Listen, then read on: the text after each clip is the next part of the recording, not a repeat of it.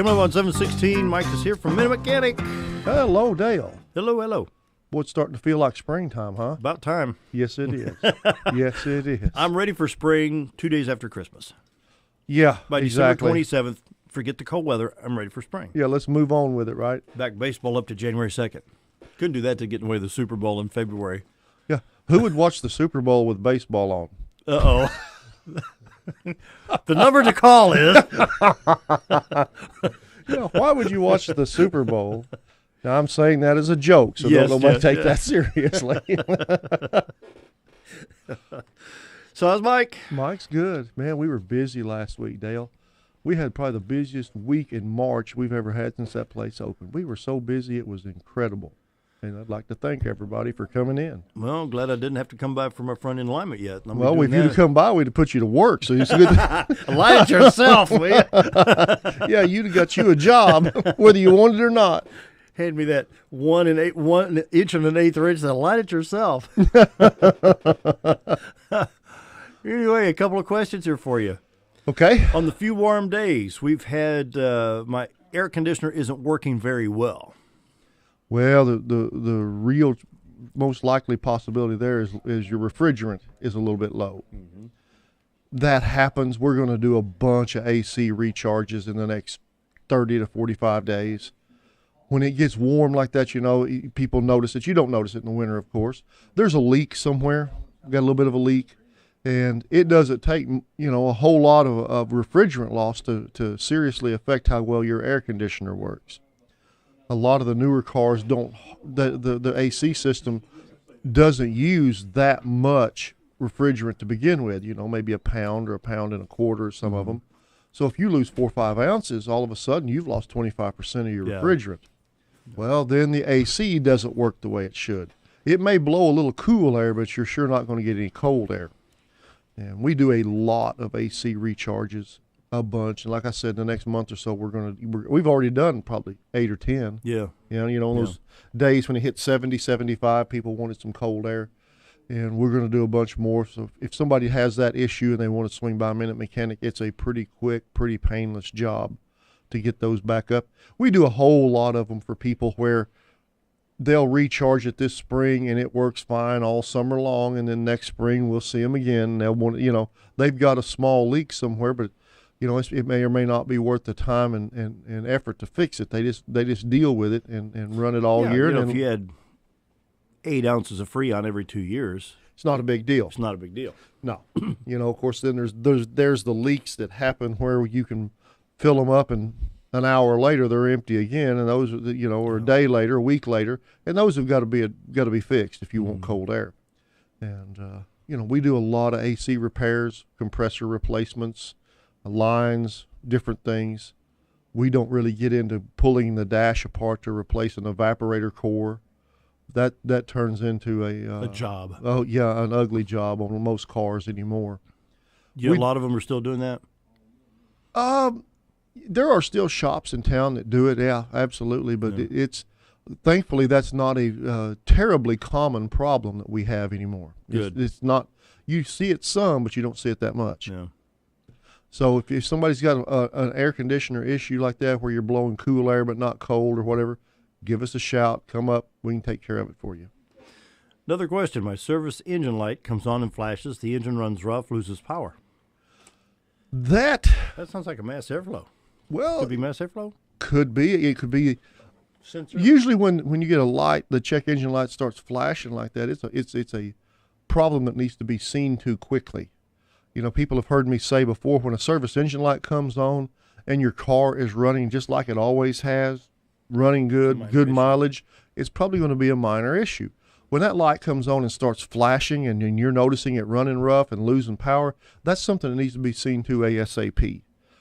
It could be something like a mass airflow. I guess it could, the first thing that pops into my head is an ignition miss. Yep. Yeah. We see that a lot on Ford products, the older Triton V8s, with the one coil on each plug. Yeah. They had some coil issues. And when they start missing like that, then the check engine light flashes. And if you have that going on, that needs to be seen to. The quicker, the better. Misfires, that are ignored cause problems on down the line. They damage catalytic converters and different things. And I'm about to sneeze. I hate when I do that. Oh, my goodness. That sneeze gets stuck in between your eyeballs. Yeah. Boy, that's where it's at. But yeah, it sounds to me like it could be an ignition problem, mass airflow, other things. That's something that needs to be seen about. That will definitely cause you problems if you let a check engine light that's flashing, the engine's running rough, and you've actually lost power. Yeah, you got a major problem working there. Needs to be seen too. My son called me last night from Murfreesboro. Says, I've got a car question for you. I said, okay. He was basically given a '97 Dodge half-ton truck. And he says, the air conditioning works fine, but he says, I pull out to pass somebody and I speed up, and he says, it goes from the top to the bottom. Vacuum. Yeah. I didn't know they're still doing vacuum on those. Oh, yeah, 97s. He'll have a vacuum leak somewhere. There's a vacuum issue that's caused it to switch. Maybe, you're going down the road and it's blowing out the vents on the dash like it should, and then when you give it gas, it'll switch. It'll either blow through the defrost or it'll switch down to the floor. Yeah, he's getting it out of the floor. Yep. Yeah, there's a vacuum issue. Then I told him, I said, Robert, I remember when the Chevrolet trucks had vacuum-operated wipers. Yeah. I said, if you're going up a hill at wide open throttle in the rain, you can't see too much. You got to get off the gas. But boy, when you're coming down the other side of that hill. Yep. They'll go, won't they? They're slinging water to the other lane.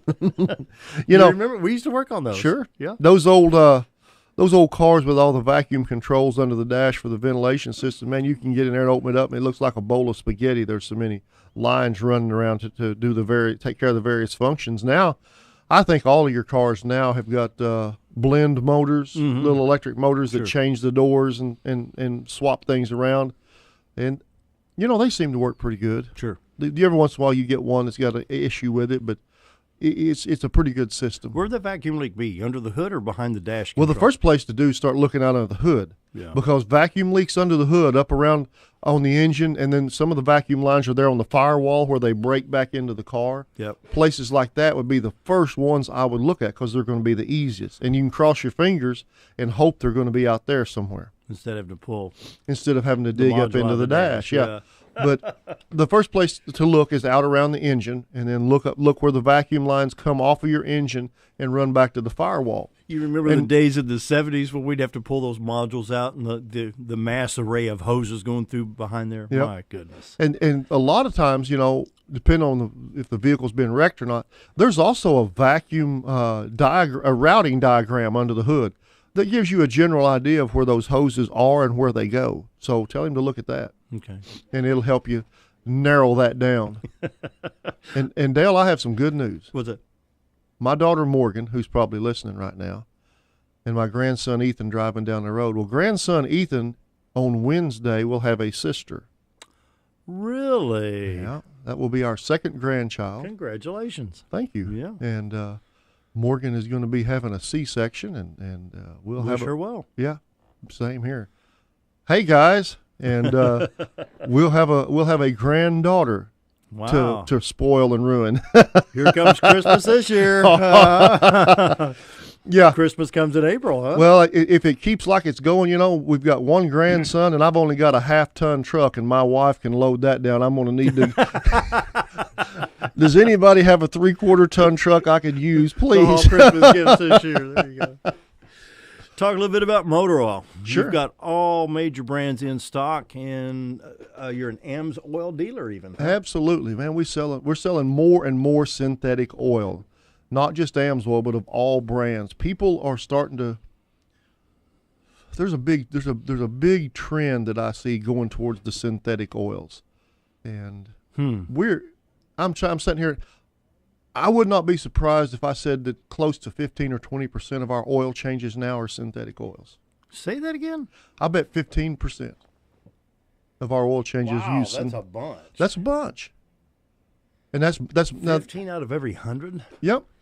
Maybe even 20 out of every 100, but it's going to be AMS oil, Mobil 1, some kind of a synthetic oil. People are making the switches. The manufacturers are starting to recommend it more. There's a lot of General Motors cars that come out, and right on the oil cap, they got Mobil 1 on the oil cap. That's what they want in them.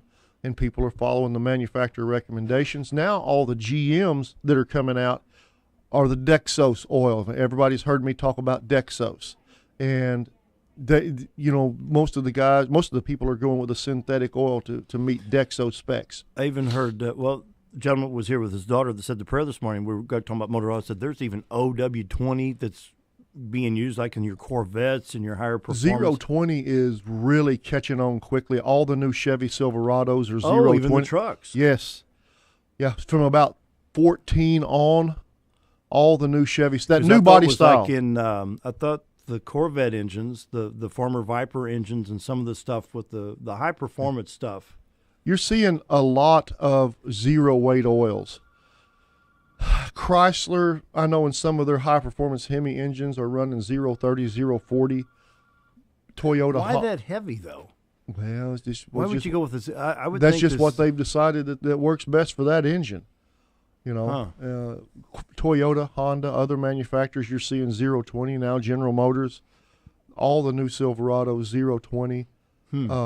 It is a great oil that flows well at cold temperatures, and it helps with the fuel economy a bit. Yeah. And they are all even of our, in your big GM truck engines?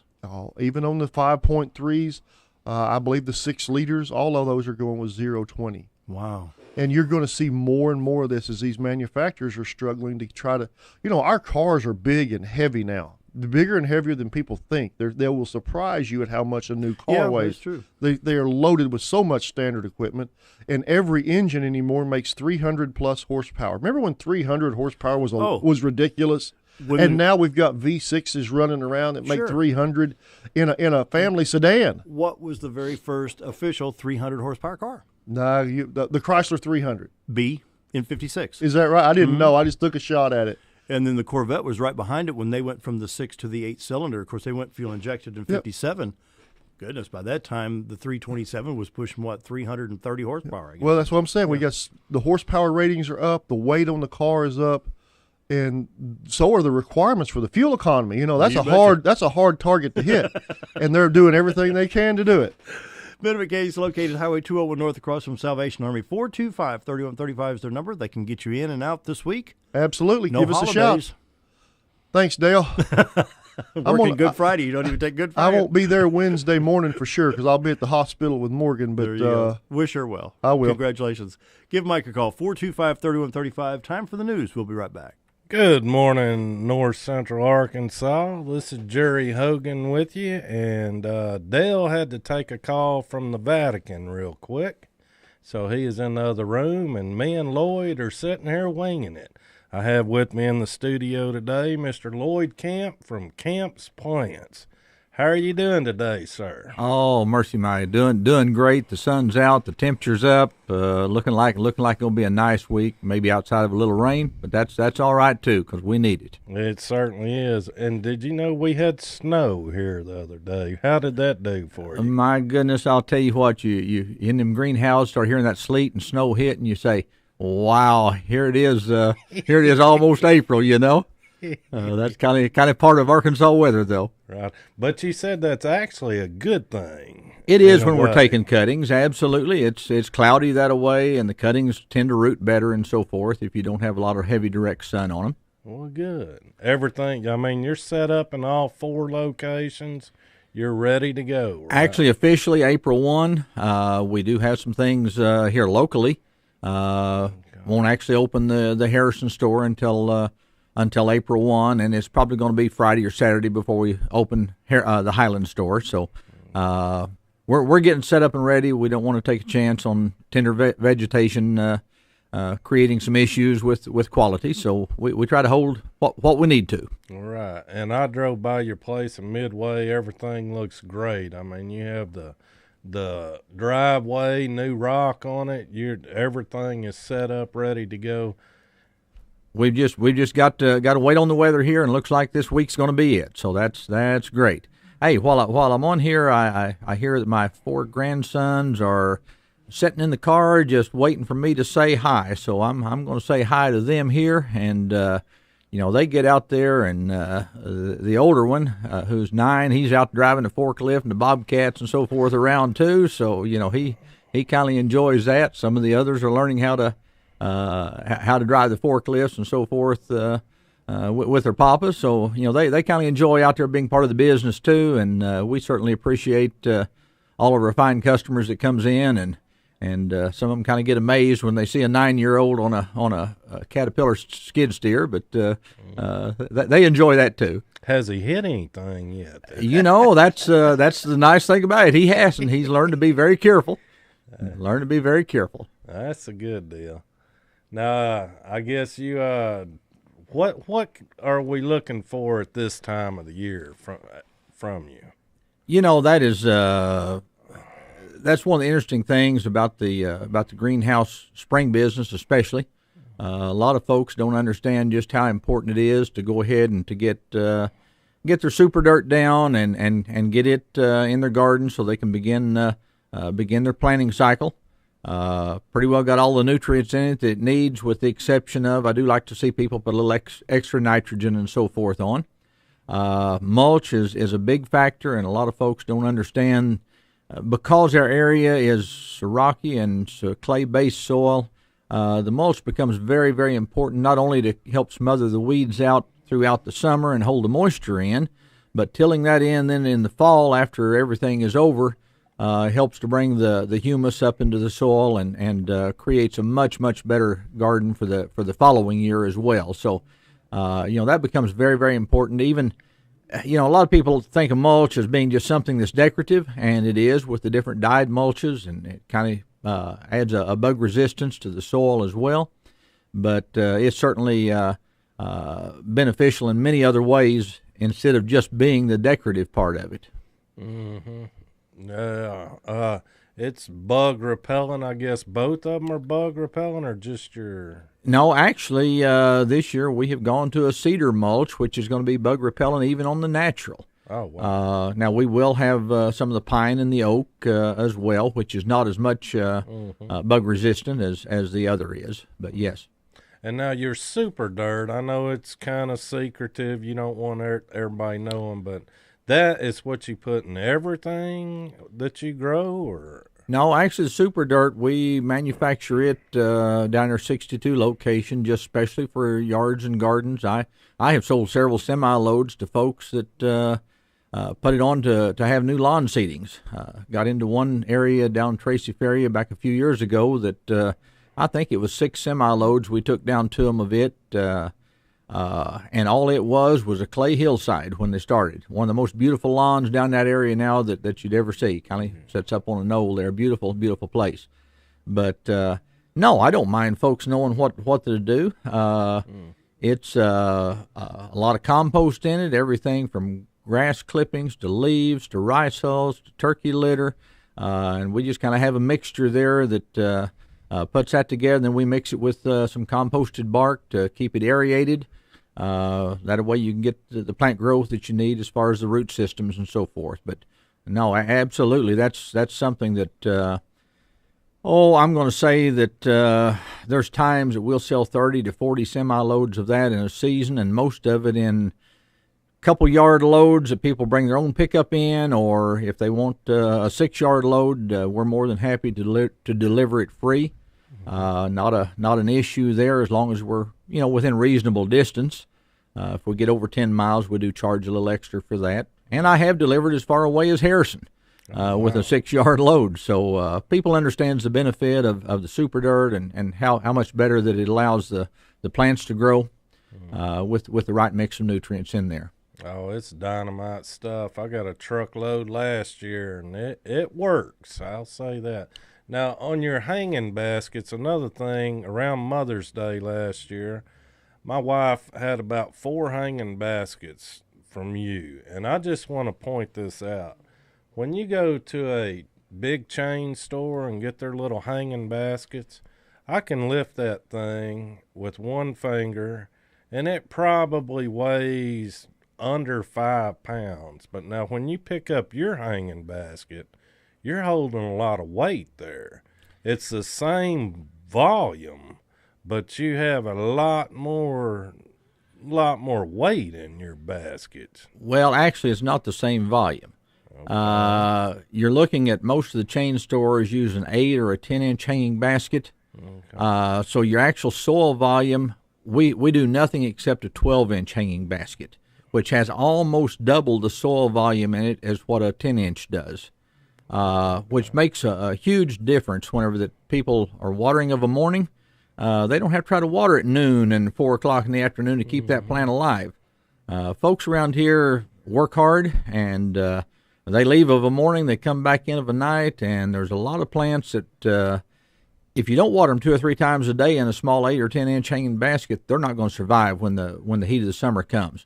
Another thing that we do a little different, we put an 8 to 9 month formulation of fertilize, time to release fertilize in our hanging baskets, and that continually feeds those throughout the summer.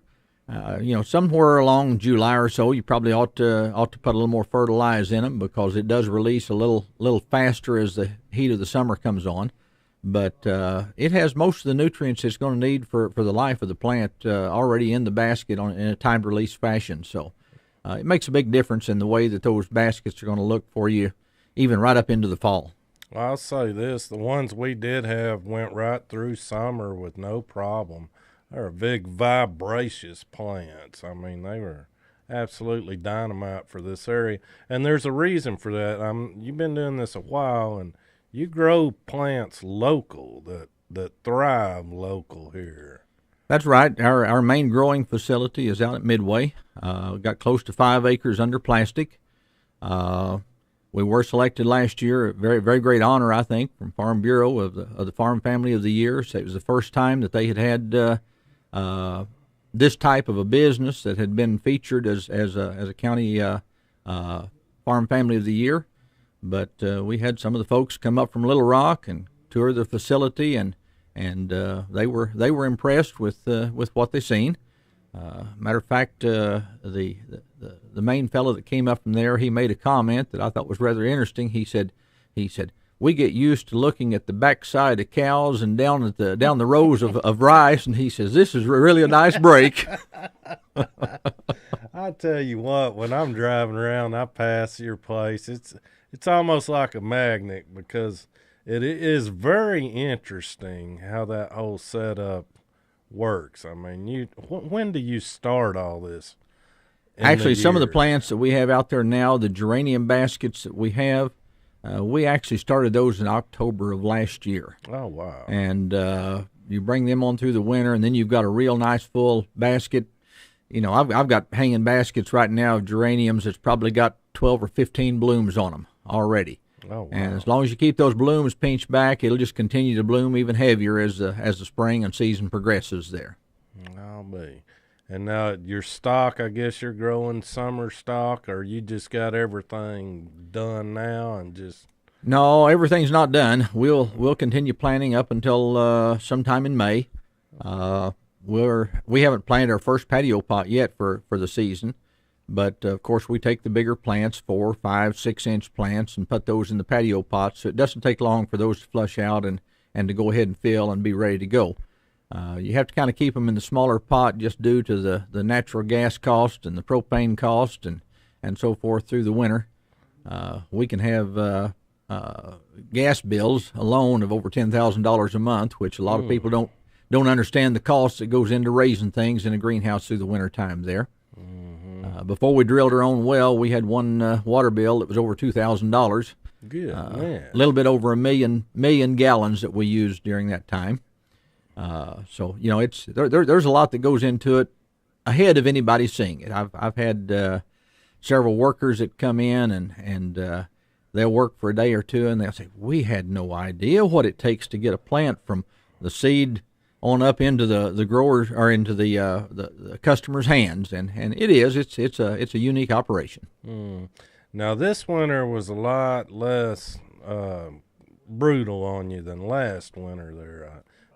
In one way you're right. It was a little more trying, especially the last 45 days or so, because of the amount of sunlight. It takes a certain amount of sunlight to bring things into bloom and to bud, and if they don't have that light, they don't bloom out quite as early.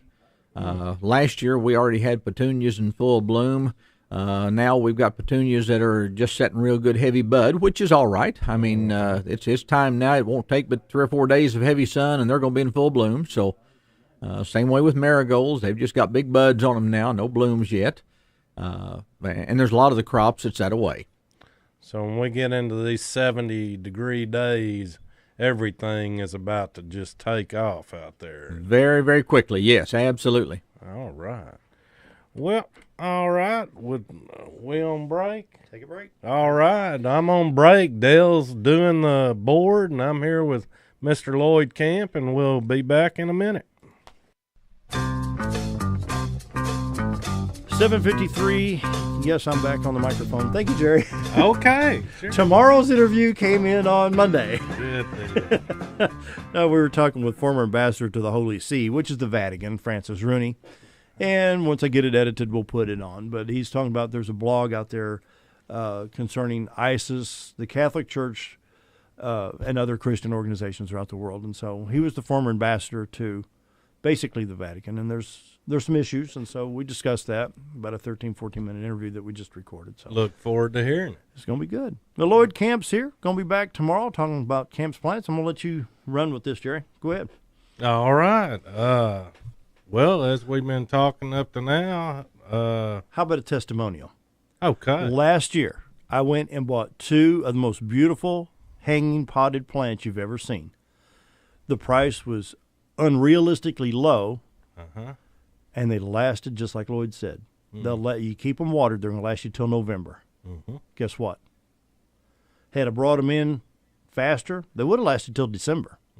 But we kept them watered. You remember when I was out there? I bought them. I do. Yeah. Yes, absolutely. That was for Mother's Day. Beautiful arrangements. And let me tell you what. I'll do it again this year, too. Me too. Except I'm not just buying 2 of them. I'm going to get 4. Makes the wife happy.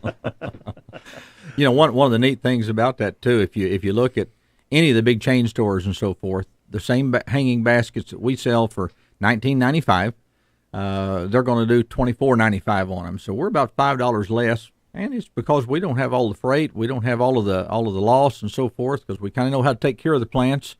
Otherwise, we're not in business. So yeah. But beautiful arrangements, and they lasted all year. You take care of them, and they'll take care of you.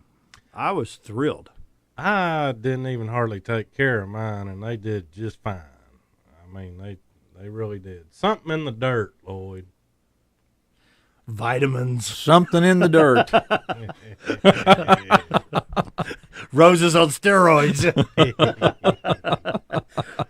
But I tell you what, I love going out to Camp's plants. Love to look around. We're going to be redoing some flower beds, so Lloyd's going to be getting a lot of my paychecks this year. Yeah. Send them on out. We'll be out there, Lloyd. We'll be out there. We'll start an account there. Just send it out ahead. There you go. There you go. Jerry, we done about 35 seconds. Your all final thoughts here. I'm going to give it to Mr. Camp. Oh, I'll tell you what. Just personal note. We have so many fine customers that comes out and just sits and shops and watches people go by and so forth.